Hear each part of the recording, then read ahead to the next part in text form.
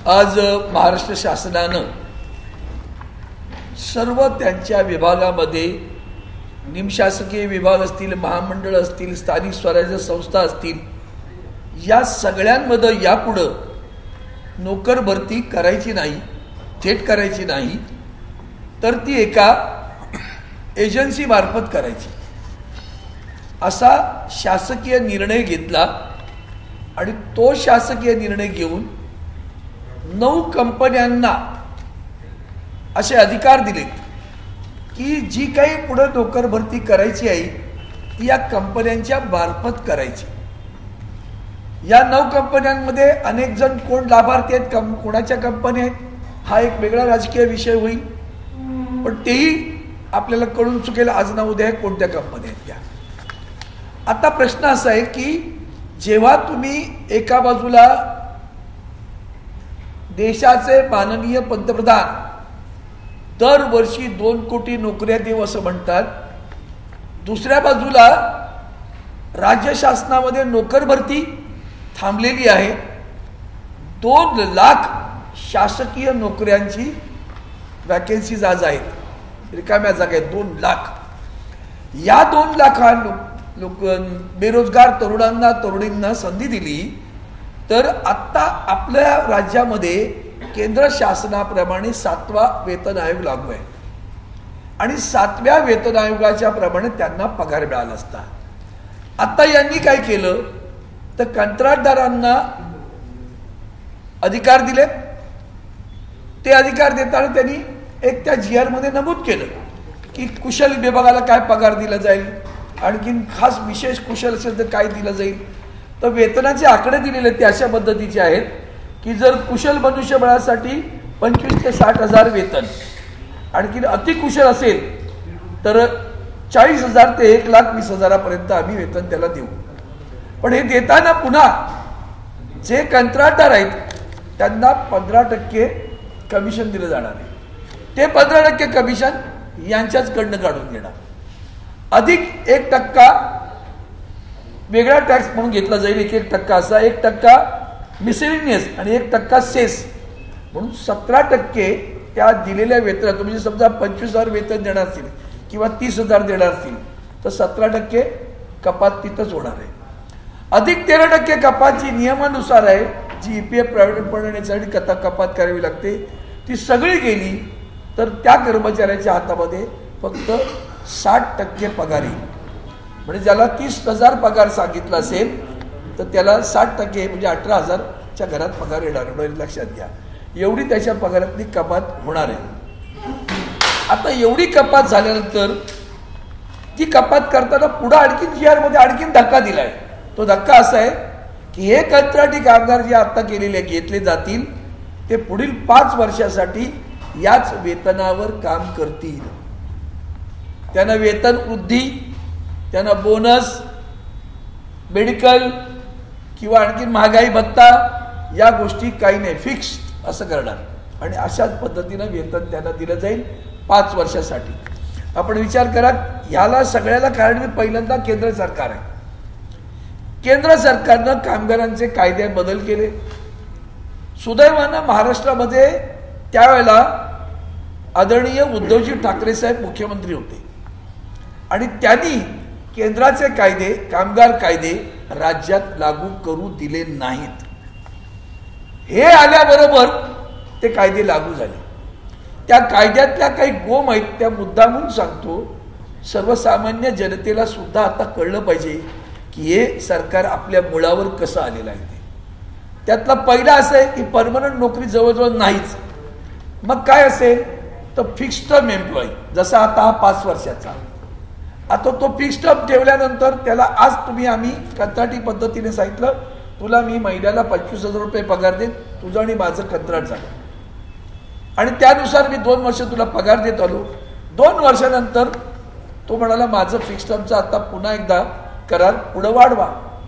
तो करार वाढवताना मालक म्हणतो मी तुला तेव्हा 25,000 दिले, आता मला शक्य नाही, तू 20,000 काम करायला तयार असेल तर बोल, नाही तर माझं तुझं कंत्राट संपलं.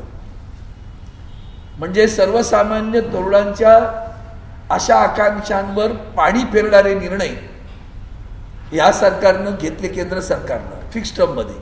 बाकी तर तुम्हाला कॉन्ट्रॅक्च्युअल लेबर आणि तिसरा कॅज्युअल लेबर, परमनंट कोण, हा विषय गंभीर आहे. म्हणून केंद्र सरकारने असे कायदे करताना आणखीन एक घाणेरडा कायदा केला की 100, पूर्वी असं होतं की 100 कर्मचारी किंवा त्याहून अधिक कर्मचारी असतील तर तो कारखाना किंवा ती इंडस्ट्री बंद करायची असेल तर त्यांना राज्य सरकारची अनुमती घ्यावी लागत होती. आता त्यांनी कायद्यात अशी तरतूद केली, 300 पर्यंतचे कर्मचारी संख्या असेल तर त्या कारखान्याच्या मालकाला जर एखादा कारखाना बंद करायचा असेल तर ते त्या पद्धतीनं बंद करू शकतात. त्याला कुणाची परवानगी घेण्याची गरज नाही. आत्ता काल परवाकडे महाडमध्ये हा प्रकार घडला. एका कारखानदारानं त्या 7-8 कर्मचाऱ्यांच्या, लढाऊ कर्मचाऱ्यांना काढलं म्हणून बाकीच्यांनी आंदोलन केलं. त्यावर आमच्या बैठका झाल्या पण ते ऐकलं नाही. आता सगळ्यांना काढून टाकलं त्यांनी. कोण विचारणार?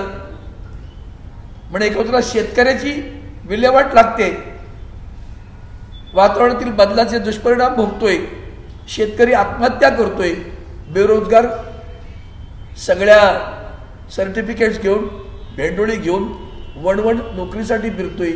ती नोकरी मिळालीच तर ती शाश्वत नाही, ती कंत्राटी आहे. आम्ही शाश्वताकडून अशाश्वताकडे आमची वाटचाल सुरू आहे. आणि इतकी भयानक आहे की आता हे जे काय प्रकारात सरकारनं केलं त्यातलं सगळ्यात लक्षात येईल तुम्हाला, जेव्हा कंत्राटी कामगारांचं अशा पद्धतीनं भरती होते तेव्हा आरक्षणाचं काय होतं. एका बाजूला मनोज जरांगे उपोषणाला बसले मराठ्यांचं आरक्षणाला, दुसऱ्या बाजूला ओबीसी दिल्या म्हटल्यावर ओबीसीची मंडळी आपली राज्यातील तयार झाली. ती म्हणाली आमच्या ओबीसी आरक्षणाला धक्का लावू नका, तुम्हाला त्यांना आरक्षण द्यायचं तर द्या पण आमच्या आरक्षणाला धक्का लावू नका. राज्यातलं सरकार 2 समाजामध्ये भांडण लावून मस्त बघते. त्याचं सर्वात सुंदर उदाहरण म्हणजे काल माननीय मुख्यमंत्र्यांनी पत्रकार परिषद घेतली. त्या परिषदेला 2ही उपमुख्यमंत्री येत असताना मुख्यमंत्री असं म्हणाले काय नाही, बोलू आणि निघून जाऊ. पत्रकार परिषद कशासाठी होती? मराठा समाजाच्या आरक्षणासाठी. बोलून निघून जाऊ इतकं गांभीर्य या सरकारला आहे. यावरून लक्षात घ्या, मराठा समाजाने लक्षात घ्या, ओबीसी समाजाने लक्षात घ्या, देशातील केंद्राचं सरकार सुद्धा याला जबाबदार आहे. कारण त्यांनी हा पायंडा पाडला, हे कायदे केले आणि निव्वळ पाडला नाही तर सार्वजनिक उपक्रमांची गळचेपी करून सगळ्या सार्वजनिक उपक्रमांमधनं आज बँकांच्या शाखांमध्ये गेला तर ओसाड पडलेल्या शाखा दिसतात. 1-2 कर्मचारी असले तर दिसतात. कर्मचाऱ्यांची संख्या प्रचंड प्रमाणात सगळीकडे कमी करून टाकली आणि खाजगीकरणाकडे सगळे चाललेले आहेत. खाजगीकरण कोणाला करतायत त्याच्यात बोलण्याची गरज नाही आहे. मग एअर इंडिया असेल, मुंबईचा हवाई दल असेल, हवाई अड्डा असेल, या सगळ्या ठिकाणी खाजगी नोकऱ्या सुरू आहेत, त्याही कंत्राटी पद्धतीने सुरू आहेत. म्हणून याचा उपयोग आता राज्य सरकारनं केला. यांचे राहिले किती दिवस? बोलून निघून जाऊ, हे त्यातला अर्थ आहे. बोलून निघून जाऊ म्हणजेच असेच 3-4 महिने काढून निघून जाऊ, तुमचं भलं करण्याचा आमचा विचार नाही. आणि म्हणून राज्यातील जसं शेतकऱ्यांनी आंदोलन केलं, आता कामगार सुद्धा रस्त्यावर उतरेल. सर्व कामगार संघटना याचा गंभीर विचार करतायत, कृती समिती याचा गंभीर विचार करते. बेरोजगार तरुण भेंडोळ्या घेऊन फिरतोय. रोजगार हा शब्द इतका फसवा आहे की रस्त्यात भाजी विकणार त्याला सुद्धा रोजगार दिला म्हणून सांगायला हरकत नाही. मुद्रा, स्टँडअप, स्टार्टअप बोगस आहे सगळं. सर्वसामान्य एखादा तरुण मुलगा जर त्यासाठी बँकेत गेला कर्ज मागायला तर त्याला कर्ज सहजासहजी मिळत नाही, तो उभाही राहू शकत नाही.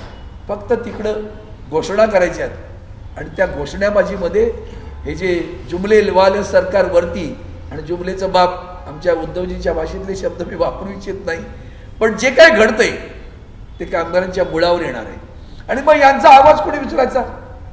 तुम्ही ती एसीजेड मध्ये तुम्हाला किती लोकांना माहिती आहे? मी लोकसभेत विचारला प्रश्न एकदा कामगार मंत्र्यांना, भारतातील जनतेला कळू द्या एसीजेडला कामगार कायदे लागू आहेत का? अनेकांना याची कल्पना नसेल, एसीजेड मध्ये कामगार कायदेच लागू नाहीत. एसीजेडच्या क्षेत्रामध्ये इतर ठिकाणी लागू होते, ते आता पंगू करून टाकले. त्यामुळे ही जी वाताहत आता लागलेली आहे त्यातून बिचारे आमचे तरुण, जो आमचा समाज मागे आहे, मराठा समाज असेल, ओबीसी समाज असेल, जो आरक्षणासाठी झगडतोय, त्या समाजाला सुद्धा आपल्या माध्यमातून एकच विनंती करतोय, बघा तुमचं आरक्षण कायमचं कसं संपवतायत. आरक्षण कायमचं संपवण्याचा डाव भारतीय जनता पार्टीतलं केंद्रातील सरकार आणि राज्यातील सरकार हातात हात घालून करते. त्याचा निषेध आम्ही करतो. त्यावर निश्चितपणे आदरणीय उद्धवजींच्या मार्गदर्शनाखाली आम्ही सर्व पुढे या बाबतीत राज्य सरकारला खडा सवाल तर विचारूच, पण त्या संदर्भात वेळ आली तर आंदोलन सुद्धा पुकारू, एवढंच या निमित्तानं सांगू इच्छितो. कोण बोलतो? एक मिनिट. हा काय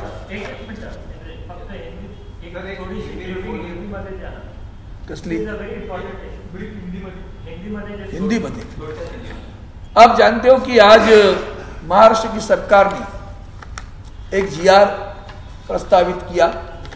उस जीआर में उन्होंने यह कहा कि आगे चलकर सरकारी हो, निम्न सरकारी हो, स्वराज्य संस्थाएं हो, इस सभी संस्थाओं में अगर नौकर भर्ती करनी होगी तो वो सरकार नहीं करेगी, न कि अपना सार्वजनिक उपक्रम करेगा, न कि कोई स्वराज्य संस्था करेगी, वो करेगी एजेंसीज. एजेंसीज कौन तय करेगा? सरकार तय करेगी. सरकार ने जीआर में कह दिया 9 एजेंसियां हमने तय कर ली है और आगे चलकर जहां भी नौकर भर्ती होगी वहां इन 9 एजेंसियों के मार्फत आप नौकर भर्ती करोगे. आपको एक देखना होगा कि उसमें एक चीज में बोलने भूल गया उसमें भी, कि ये जो चीजें कर रहे हैं उसमें उन्होंने ये भी कह दिया कुशल कर्मचारी होगा तो 40,000 से 1,20,000 तक, अकुशल होगा, कुशल दूसरा जो नीचे वाला होगा तो 25,000 30,000 तनख्वाह देंगे. लेकिन तनख्वाह देते समय जो एजेंसियां उनको 15% कमीशन देना है. वो कमीशन भी इनकी तनख्वाह से काटेंगे और 1%, 2% है, 1% अलग अलग कारणों से कटौती होगी. तो मतलब आप जो कुछ तनख्वाह उनको देने वाले उसमें से 17% कटौती हुई और इसके बावजूद फिर आ गई प्रोविडेंट फंड की कटौती. वो सारी कटौती आप अगर जाएंगे तो 40% तनख्वाह में से कटौती होगी और 60% तनख्वाह मिलेगी. आप सोचो अगर 30,000 तनख्वाह इन्होंने घोषित की होगी तो उसके हाथ में 60% मतलब 18,000 तनख्वाह मिल जाएगी. अब 18,000 में काम करना है, वो भी कितने? 5 साल के लिए. इसमें कोई बढ़ोतरी नहीं होगी, न डीए की बढ़ोतरी होगी, न कोई बोनस मिलेगा. इसके बारे में कुछ भी जीआर में नहीं लिखा है. अगर महंगाई बढ़ेगी तो तनख्वाह बढ़ेगी क्या? नहीं, कुछ नहीं लिखा. ये सारी चीजें उन्होंने उस जीआर में लिखी है. एक फिक्स टर्म 5 वर्ष के लिए नौकरी आपको मिलेगी, 5 वर्ष इसी तनख्वाह पे आपको काम करना है, बढ़ोतरी नहीं मिलेगी. ये हमारे बेरोजगार युवकों के सारे सपने तोड़ने वाली बात है. और आप आरक्षण मानता हूं, बात में आता हूं, इतना छोड़ो, इतनी जल्दबाजी क्या है. उसके पहले और बताता हूं ये क्यों हुआ. ये केंद्र की सरकार के कानून की वजह से हुआ. केंद्र की सरकार जब राज्य में हमारे आदरणीय उद्धवजी ठाकरे साहब राज्य के मुख्यमंत्री थे तो उस वक्त ये कानून केंद्र सरकार ने लाए थे. लेकिन हमारे मुख्यमंत्री जी ने, तत्कालीन मुख्यमंत्री उद्धवजी ठाकरे साहब ने इन्हें रोक लिया और महाराष्ट्र में उसका अवलंबन नहीं करने दिया. अब क्या हुआ? उन कानून में क्या प्रावधान है?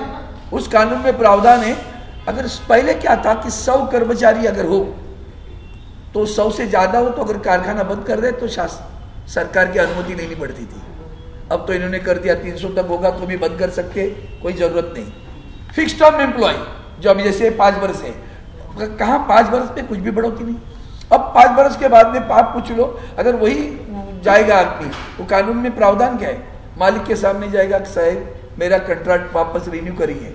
अब कॉन्ट्रैक्ट रिन्यू करना है तो रिन्यू करने के लिए मालिक कहेगा मैंने 30 तो दिए थे, अब नहीं दे सकता, 25 में काम करते हो तो कॉन्ट्रैक्ट रिन्यू करता हो तो छोड़ दो. कहाँ गया बेचारा? सपने टूट गए उसके, बाकी सब कॉन्ट्रैक्ट कैजुअल. तो हम लोग कल तक नौकरी शाश्वत थी, अशाश्वत की तरफ जा रहे हैं। किसान, उनका आंदोलन आप जानते हो, मर रहे हैं। अब बेरोजगारों की हालत ऐसी बुरी है, और उसमें एक तरफ ये सारे कहते समय आप कॉन्ट्रैक्ट को दे रहे हो, और दूसरी तरफ आरक्षण की लड़ाई चल रही है राज्य में। अब आरक्षण की लड़ाई जो चल रही है, मराठा आरक्षण की लड़ाई चल रही, ओबीसी उनके साथ, उनके भी आरक्षण की बात कर रहे हैं। मैं तो लोकसभा में धनगर और धनगढ़ इस शब्द के ऊपर बहस करता रहा, प्रार्थना करता रहा आदरणीय प्रधानमंत्री जी से कि वहां धनगढ़ कहा जाता है, हमारे पास धनगढ़ कोई नहीं होता, हमारे पास धनगर होता है, धनगरों के आरक्षण दीजिए। 10 वर्ष में आरक्षण नहीं दिया। अब मराठों का आरक्षण की बात आती है, आपने तमिलनाडु में 76% है, आप कहते हैं संविधान में 50%, हाँ है ना, करो ना वहां, क्यों यहाँ लोगों को तंग कर रहे हो। मैंने उस वक्त भी लोकसभा में भरी कहा है कि अगर भाई एक ही बार हर एक राज्य को पूछो आपके पास कौन सी जनजातियां है, पिछड़ी जनजातियां हैं, वो जनजातियों की कितनी संख्या है, उसके तत् इतना अगर है तो इनका परसेंटेज बनता है, इतनी जनसंख्या है तो इसको इतना आरक्षण दे सकते, एक बार कर लो सबका। क्यों लोगों में झगड़े लगाओ। अब तो लोगों में झगड़े लगाने का काम शुरू हुआ, ओबीसी वर्सेस मराठा। अब वो बेचारे झगड़ रहे हैं आरक्षण के लिए, या ये कहते हमने कॉन्ट्रैक्ट लेबर पे आपको अपॉइंटमेंट करेंगे, हमने जीआर निकाला है, आगे चलकर नौकरियां आपको कॉन्ट्रैक्ट से करें मिलने वाली है, क्या होगा आपका आरक्षण। ये तो आरक्षण परमानेंट खत्म करने का कुटिल दाव इस सरकार ने रचाया है, और इसको हमको खिलाफ उसके लड़ना होगा, क्योंकि बेरोजगार के सपने ही टूटने वाला काम ये सरकार कर रही है। उसका एक और बता देता हूं, कल माननीय मुख्यमंत्री जी ने वहां पत्रकार परिषद ली थी, और उन्होंने कहा कुछ नहीं, बोल के निकल जाएंगे, बोल के निकल जाएंगे। यही उनका ऑब्जेक्ट है कि बोल के निकल जाना है, ऐसे ही बोल दो, चुनाव तो आने वाले 4 महीने में, निकल जाएंगे। और लोगों के साथ, हमारे युवकों के सपनों के साथ खिलवाड़ हो रहा है। खिलवाड़ के खिलाफ शिवसेना डट के खड़ी रहेगी। आप ये कह रहे हैं कि इस प्रकार का जीआर जो है, वो जो आरक्षण मिला है सरकारी आरक्षण, या तमाम जो आरक्षण मिले, इस जीआर में आरक्षण का कहीं भी जिक्र नहीं है। आरक्षण के बारे में कहीं भी, अरे जब 5 वर्ष के लिए कॉन्ट्रैक्ट पे काम कर रहे हो, 5 वर्ष के बाद में क्या होगा उसके बारे में कुछ लिखा है कि भैया आपको वापस आगे बढ़ाएंगे कॉन्ट्रैक्ट। डिफेंस में हम 4 वर्ष की बात करते हैं, जब रक्षा दल में हम 4 वर्ष की बात करते हैं तो यहां क्या बात करेंगे। देश के युवा पीढ़ी के साथ में जो खिलवाड़ हो रहा है ना, सभी आरक्षण के लिए लड़ने वाले संघर्षशील जवान युवकों को मैं इतना ही कहता हूं, सावधान। जुमले वाली सरकार ऊपर नीचे दोनों तरफ है, सावधान रहे, लड़ने के लिए खड़े हो जाओ डट के। अब इनको हटाना है, तभी तो आपको न्याय मिलेगा, यही उसका अर्थ है। मुद्रा और स्टार्टअप जो है वो बोगस है, ऐसा आपको क्यों लगता है?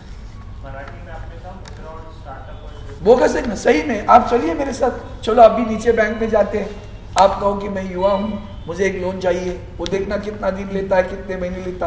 मैं खुद कोशिश कर रहा हूं, सद्भाग्यवश मैं किसी कॉमर्स कमेटी पे भी था, तो मैंने वहां पार्लियामेंट की कमेटियों में भी मुद्दा उठाया। मेरा क्या अनुभव है, सर्विस सेक्टर तो उसमें लेते ही नहीं वो लोग। हर एक कोई मैन्युफैक्चरिंग करेगा क्या? एक लड़का समझो कैटरिंग के धंधा खोलना चाहता है, तो क्या करेगा? प्रोडक्शन बताएगा। मुख्यमंत्र्यांनी व्हिडिओ संदर्भात जो व्हिडिओ तुम्ही बोलताय त्याच्यावर स्पष्टीकरण दिले. त्यांचं असं म्हणणं आहे की हा व्हिडिओ व्हायरल करून विरोधक संभ्रम पसरवतात. माझं असं म्हणणं होतं की राजकीय चर्चा नको, फक्त मुद्द्यावर बोलूया, म्हणजे मराठा आरक्षणासंदर्भात बोलूया. सर्वसार्व आहे. तुम्ही सांगा त्या बोलण्या त्यांची आजवरची कृती काय होती? तो बिचारा तरुण जरांगे उपोषणात बसलाय, हे मिरवताय तिकडे तिकडे दहीहंडीमध्ये. आता जरांगेकडे जायला निघालात का? त्याची प्रकृती इतकी खालावल्यानंतर तुम्ही जरांगेकडे जातात. तुम्ही किती गंभीर आहात. एकही जण तिकडे फिरकलं नाही. देशातील सगळे आदरणीय उद्धवजींपासून सगळे नेते तिथे गेले, भेटून आले, सांगतायत, नाही गेले ना. आणि आता तुम्ही हा जो काही केलं ना, आजचा जीआर काढला, तो तरुणांच्या जखमेवर मीठ चोळणारा जीआर आहे, एवढं लक्षात ठेवा. मराठा आरक्षणाचा जो मुद्दा आहे त्यावर असं म्हणतात की ओबीसी प्रवर्गाला आरक्षण देणार नाही. कसं आम्ही करू, आम्ही निश्चितपणे करू. शिवसेना कटिबद्ध आहे. आम्ही नुसते त्यांच्यावर जात नाही झेंडे फडकवायला. नशिबाने मराठा समाजाची आंदोलनं ही या महाराष्ट्राला अभिमान वाटावी अशी आंदोलन झाली आहेत. कुठलाही राजकीय अभिनिवेश न बाळगता बोललं पाहिजे. इतकं शांततापूर्ण आणि शिस्तबद्ध आंदोलन त्यांनी केलं. त्या मराठा समाजाला तुम्ही आत्ता दांडके मारले. हा तुमचे गांभीर्य बरं का तुमचं. म्हणून जायचं ना, बोलून जाऊ, दांडके मारू, मग जास्तच ते वाढलं म्हणून तुम्ही आता त्या पोलीस अधिकाऱ्यांवर कारवाई केलेली आहे. असं आहे बघा, पर्याय मला असं वाटतं या देशातील घटनेमध्ये बदल केले पाहिजेत. घटना दुरुस्ती केली तर ते कायम टिकणारं असणार आहे. ते मुद्दामून हे जे खेळ खेळ म्हणून मला डबल इंजिनियर आहे तुमचं, मग करा ना घटना दुरुस्ती. त्या दिल्लीमध्ये त्या मुख्यमंत्र्यांचे अधिकार काढून घेण्यासाठी ऐन अधिवेशनात ऐन वेळी तुम्ही कायदा आणलात. कोर्टानं तुमच्या मुस्कटात मारली होती बरं का. आणि म्हणून तुम्ही कायद्यात दुरुस्ती करून सगळे अधिकार त्या नायब राज्यपालाकडे आणून दिलेत. बदली आहे अधिकार नायब राज्यपालाचे. मग सरकार कशाला पाहिजे? भरती आणि बढती मधले सुद्धा अधिकार नायब राज्यपालाकडे केलं ना तुम्ही तुमच्या सोयीसाठी. मग करा ना अशासाठी मराठा आरक्षणासाठी. बोलवलं तुम्ही विशेष अधिवेशन. आता आदरणीय उद्धवजींनी जाहीरपणे सांगितले उद्याच्या अधिवेशनामध्ये आणा, कायदा करा. मंदिराबद्दल सुद्धा आदरणीय उद्धवजी हेच म्हणत होते, कायदा करा.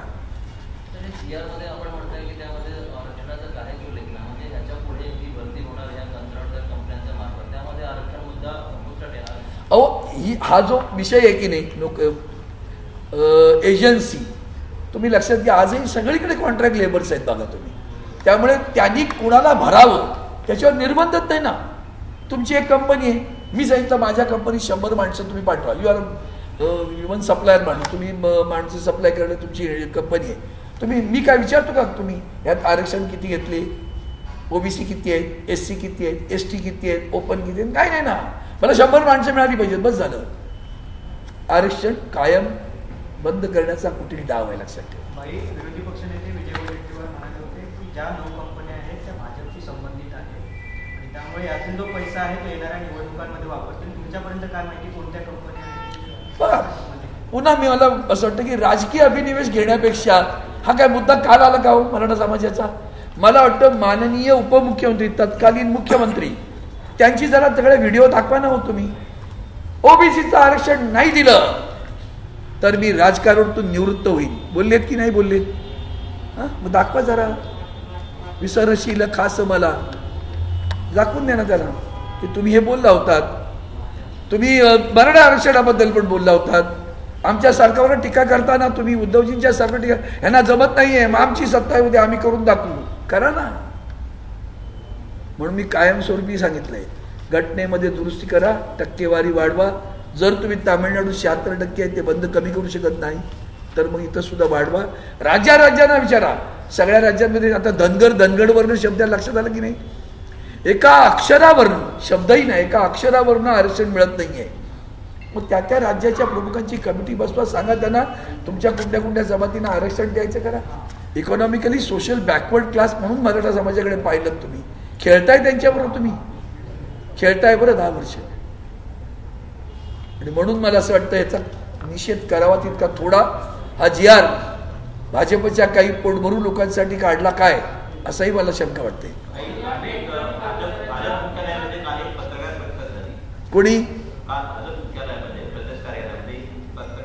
कोणी घेतली पण बर.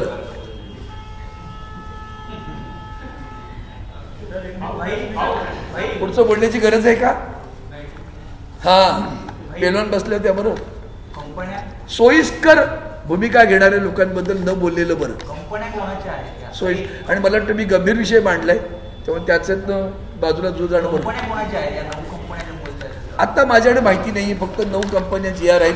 त्या कंपन्यांचे मालक पण मला माहिती नाही, पण असं आहे Accent Tech Services Limited, CMS IT Services Private Limited, CES Governance Services Private, Innovev IT Infrastructure, Crystal Integrated Services limited.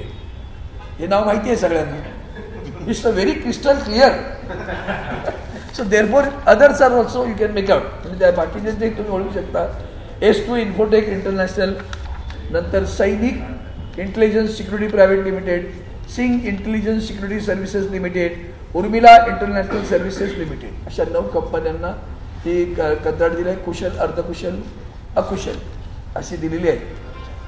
बाकी अतिकुशल कोणी भरती करायची ते मात्र इथं दिलं नाही, यांना दिले फक्त S2 इन्फोटेकला अतिकुशल अशा कंपनी.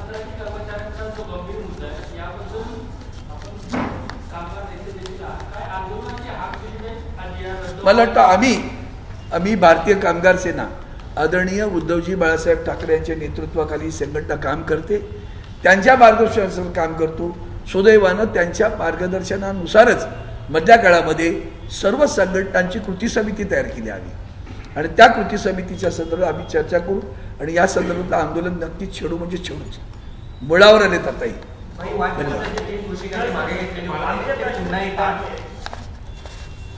मराठवाड़ा में आपकी कैबिनेट मीटिंग होने जा रही है, किसी तरह से आपको लगता है कि ये सिंपैथी मराठा समाज की लेने की कोशिश है, और दूसरी तरफ कॉन्ट्रैक्ट जो GR है वो लाया जा रहा है?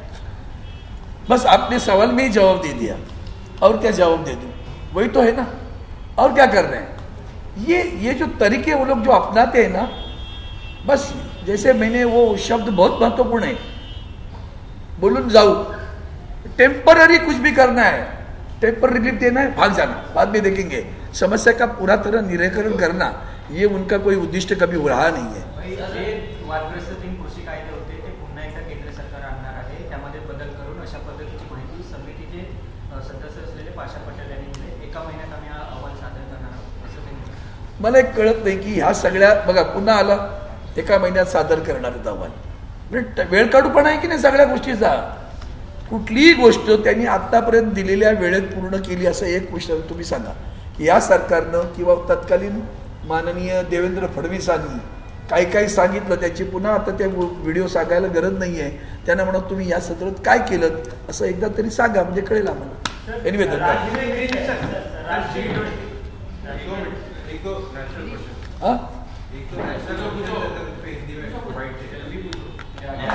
सर सवाल ये है कि इंडिया अलायंस को लेकर के काफी गहमागहमी बैठकें भी हो रही है, दोनों ही तरफ बैठक हो रही है, बट इसी बीच आपके ही सहयोगी दल कुछ एक विवादित बयान दे रहे हैं, सनातन धर्म को लेकर के बयान. नहीं, मुझे लगता है देखो हमारे सामना में आदरणीय हमारे सांसद संजय जी राउत जी उसके संपादक है, उन्होंने एडिटोरियल लिखा. उस एडिटोरियल में इसका बहुत स्वच्छ तरीके से उन्होंने क्लैरिफिकेशन दिया हुआ है. तमिलनाडु में मैं 1-1.5 वर्ष रहा हूं, तो तमिलनाडु आज नहीं पहले से हिंदू का विरोध कौन करते हैं ना, तब नहीं विषय आता कि ऐसा नहीं. तो उनकी ख्यालात उनके राज्य के लिए है, उसके ऊपर भी हम वहाँ कोऑर्डिनेशन कमेटी पे बात हो सकती है, करेंगे. लेकिन इसका समर्थन शिवसेना करती है ऐसा कभी नहीं. शिवसेना हिंदुत्व को मानती है. उस अग्रलेख में भी डट के कहा है कि हिंदुत्व ही शिवसेना का श्वास है. स्टैंड लेंगे आप लोग अभी आने वाले बैठकों में, स्टैंड लेंगे कि इस प्रकार के बयानात ना दिए जाएं जिससे पूरे जो अलायंस का जो ये है. नहीं, कुछ नहीं होता. अलायंस में सभी बुजुर्ग नेता है, अनुभवी नेता है. इसको गलतियां कहे नहीं कहे वो अलग बात है. राजनीतिक बयान देते समय वो बराबर सोचकर आगे चल. अभी तो एक तो मीटिंग तो हुई है, अब आगे चलकर और देखो ना, चुनाव के परिणाम देखे नहीं क्या, चुनाव के परिणाम कैसे आए हैं. वो तो नींव डाली है हमने, इंडिया की नींव डाली है, अब मंदिर बनेगा 2024. G20 की बुकलेट लॉन्च हुई है जिसमें फिर एक बार लिखा गया है भारत मदर ऑफ डेमोक्रेसी. कहीं न कहीं मुगलों का इतिहास नहीं है, अकबर का इतिहास बताया गया और भारत का डेफिनेशन G20 के बुकलेट में दिया गया. अच्छा, एक तो अभी बड़ा लंबा है इसका, लेकिन शॉर्ट में जवाब देता हूँ. आदरणीय देश की हमारे राष्ट्रपति जी, महामहिम राष्ट्रपति जी ने न्योता दिया और कहा, महामहिम राष्ट्रपति जी ने निमंत्रण, महामहिम राष्ट्रपति भारत उनका निमंत्रण, और नीचे लिखा G20 इंडिया समिट. इसमें जवाब मिल गया आपको, बस हो गया. लाल मातीतली कुस्ती म्हणजे